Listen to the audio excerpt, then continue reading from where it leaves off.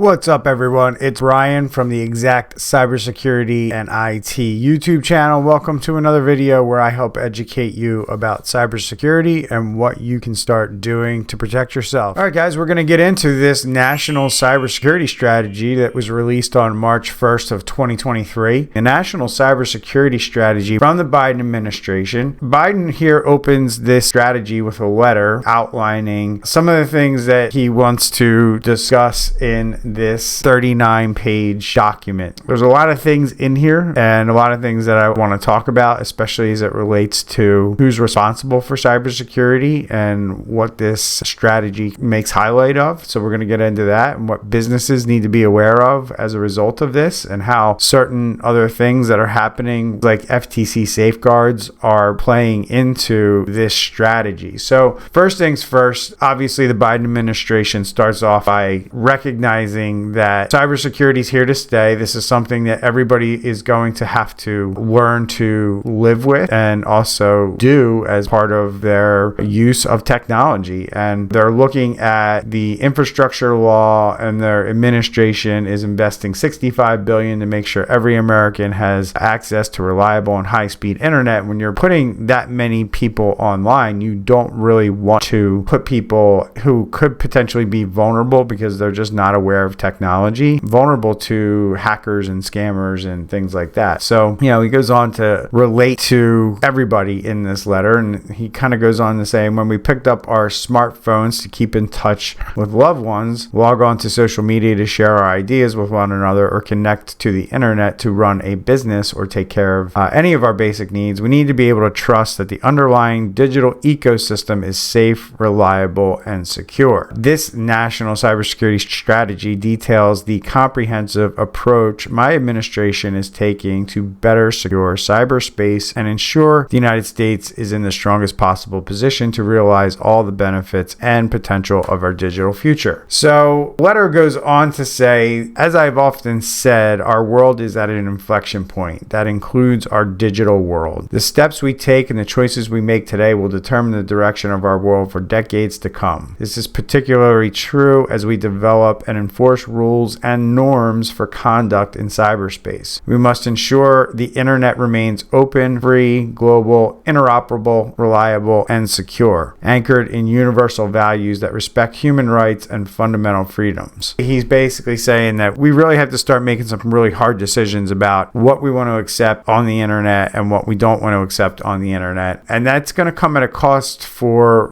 how we normally are thinking of how the internet should work. And I've used this analogy a ton of times when it comes to car safety. Back in the 30s and 40s and 20s, when cars were first being manufactured, safety really wasn't paramount at the time. It was only where you saw safety regulations starting to come into place, quite frankly, in the 70s, 80s, 90s, and today. It started off with simple things like seat belts, right? And then airbags, and then, we've evolved into crash detection systems and things like that, all in the name of keeping people safer as they operate their vehicles. Same thing's going to happen with technology. We're going to figure things out. We're going to need to put things in place that put guardrails up so people cannot be scammed, cannot have money stolen as easily as it can be done today. And that's really the heart of what the Biden administration is trying to put out here. But, one of the things I really want to point out, and it's interesting that I have to point it out because I think this is how most people think it should be today. But as we go into shape market forces to drive security and resilience, this section caught my eye because it starts to shift the burden of who's responsible for the data security from the people who are most vulnerable or the victims of these crimes, and shifts it to the big tech companies who really need to be putting things in place to make sure that their customers and clients do not get their data stolen or hacked or things like that. So the Biden administration seems to want to start being able to put liability on businesses, especially big tech, and also make them accountable for it through things like I mentioned earlier, FTC safeguards. And there's going to be other laws and other ways that they're going to impact industries that currently are not impacted right now. So they go on to say that to build build and the secure and resilient future that we want, we must shape market forces to place responsibility on those within our digital ecosystem that are best positioned to reduce risk. We'll shift the consequences of poor cybersecurity away from the most vulnerable, making our digital ecosystem more worthy of trust. In this effort, we will not replace or diminish the role of the market, but channel market forces toward keeping our country resilient and secure. And the goal of the modern digital economy that promotes practices that enhances the security and resilience of our digital ecosystem while preserving innovation and competition. So that's a nice way to say to businesses that you still need to kind of offer technology like you do today, making it easy and accessible and things like that, but you also need to make sure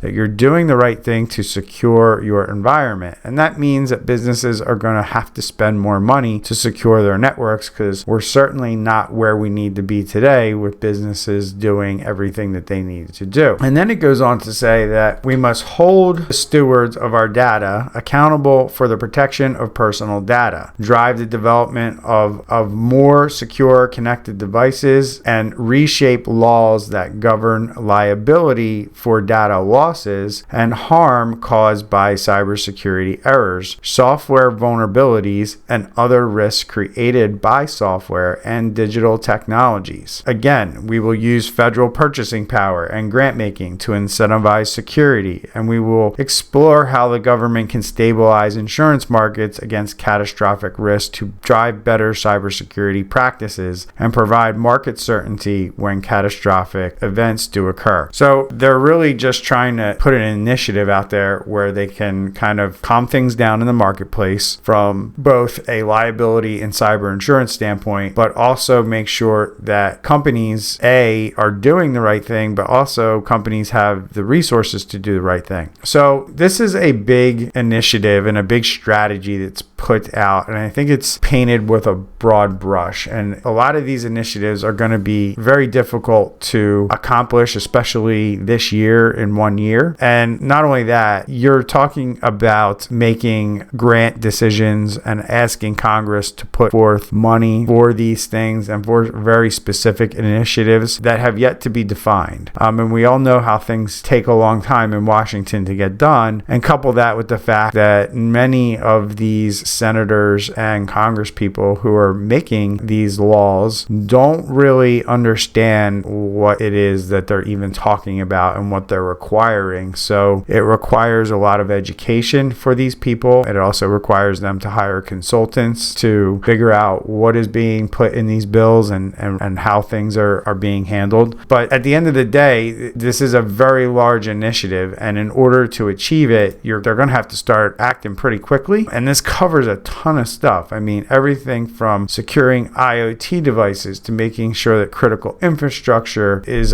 protected, and making sure that we are putting insurance backstops in place at the federal level. And then we're also going to require that companies be held liable if they don't do cybersecurity properly. So it's very interesting to me that they took this tact and went so big with such a broad brush, knowing that probably 10% of what we're seeing in this report is actually going to come to fruition. And I would even say that it's probably not going to come to fruition in 2023. It is something maybe the administration can work towards for a while. But here's how I think it's going to play out. I think the grants and the money stuff is probably going to be one of the last things that we're going to see before we see laws that force businesses to start figuring out how to pay for this on their own. I don't think there's much of an appetite in Washington or even at the state and local levels to provide grants and money to businesses to do this, simply because there's not a whole lot of tax money left over in most of the governments that I'm talking about in the US. And number two, these people in Congress and your elected officials don't understand this stuff. And when they read these bills, it's really hard for them to understand what they're trying to attach money to. So it'll be interesting to see how that side of it plays out with the funding and the grants coming from the federal government. I think the way that the market market is going to shift is it's going to be businesses are going to actually start investing the amount of money that they need to invest in cybersecurity on their own, because they're going to be forced to do it through laws, through fear of prosecution, through fear of lawsuits and criminal prosecution on the back end after a breach. It's really at a point now where businesses are at an inflection point.